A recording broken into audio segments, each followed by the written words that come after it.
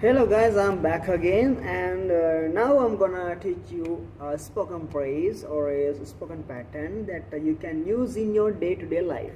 Okay, so if you want to say something very pointless or is very useless to say or is to do, right? So you can simply say it's no use. You know the meaning. No use means vedak naha. No use. After that you have to use an ing verb.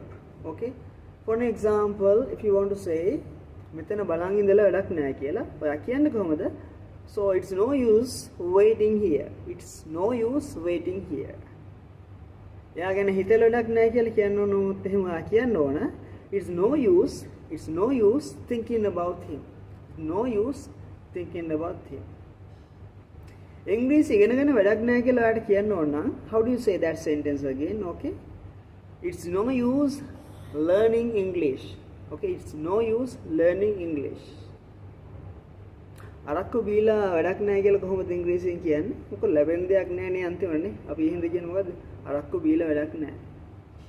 So you get nothing over drinking alcoholic stuff.